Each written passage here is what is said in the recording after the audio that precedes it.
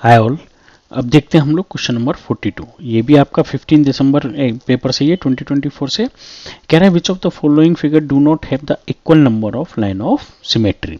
तो पहले line of symmetry के बारे में हम लोग देख लेते हैं यहाँ, और फिर इनके लाइन ऑफ सिमेट्री का मतलब होता है कि जैसे कोई एक लाइन खींचे तो दोनों साइड सेम आपका क्या हो, ट्रेंगल हो। जैसे कि अगर मेरा समद्विबाहु त्रिभुज है या समबाहु त्रिभुज है, तीनों साइड्स आपकी इक्वल है, तो ये बीच में से अगर मैं एक लाइन खींचूं तो ये वाला जो है वो इसका मिरर इमेज होगा। बीच में ऐसा लगना चाहिए जैसे मिरर रख दिया है हमने, ठीक है ना। तो अब देखिए, आप सबसे पहले क्या दिया हुआ है, समद्विबाहु त्रिभुज। चलिए मैंने ये दोनों लाइन आपकी इक्वल ले ली, ये लाइन कुछ भी हो, अगर मैं ऐसे बीच में से लाइन खींच दूं तो ये दोनों लाइन इक्वल हैं, तो ये दोनों पार्ट भी इक्वल हो जाएंगे। तो ये एक लाइन ऑफ सिमेट्री हो गया। इसके अलावा और तो कोई लाइन ऑफ सिमेट्री बनेगी नहीं इसमें, ठीक है।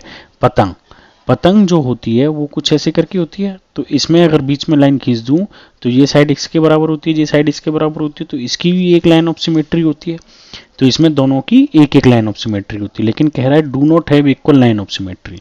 तो ये तो आंसर नहीं हो सकता क्योंकि दोनों की एक एक होगी। रेक्टेंगल एंड रोम्बस, तो आयत और समचतुर्भुज, ठीक है ना। तो आयत आपका कैसा होता है, आयत कुछ ऐसा करके होता है, और समचतुर्भुज आपका कुछ ऐसा करके हो जाता है। तो इसकी ये दो लाइन बन जाएंगी, क्यों? क्योंकि ये सारी साइड्स आपस में इक्वल होती हैं। आयत की आमने सामने वाली साइड्स इक्वल होती हैं, तो आप बीच में से लाइन खींचिए या फिर ऐसे करके बीच में से खींचिए, तो इसकी भी दो लाइन ऑफ सिमेट्री होगी, इसकी भी दो होगी। इसकी भी दो होती हैं, इसकी भी दो, इसकी एक और इसकी भी एक, तो ये आपस में क्या हो गई, बराबर होगी, ठीक है। पतंग इसकी तो एक होती है, यहाँ पे भी इसकी एक होती है। अब बस हमको समद्विबाहु समलम समझना है। समद्विबाहु समलम कैसा होगा, जिसकी दो भुजाएं बराबर हों, लेकिन पैरेलल साइड्स तो कभी बराबर हो नहीं सकती हैं समलम इसमें ट्रेपेजियम में। तो पैरेलल साइड्स अगर इक्वल नहीं है तो यही दोनों साइड्स इक्वल होंगी। तो अगर मैं बीच में से ऐसे लाइन खींच दूं तो इसकी एक लाइन ऑफ सिमेट्री आ जाएगी। तो फाइनली आंसर कौन सा बचा मेरे पास, नहीं, समांतर चतुर्भुज। क्यों? क्योंकि पैरेललोग्राम की कोई भी आपकी ऐसी लाइन ऑफ सिमेट्री नहीं होती है, एक भी, जीरो लाइन ऑफ सिमेट्री होता है।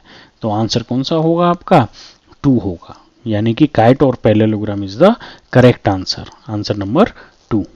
कोई डाउट है तो आप पूछिएगा, ठीक है ना। और कोई डिटेल आपको डिस्कस करना हो, ज्योमेट्री को लेके कोई डिस्कस करना हो, feel free to ask. Thank you.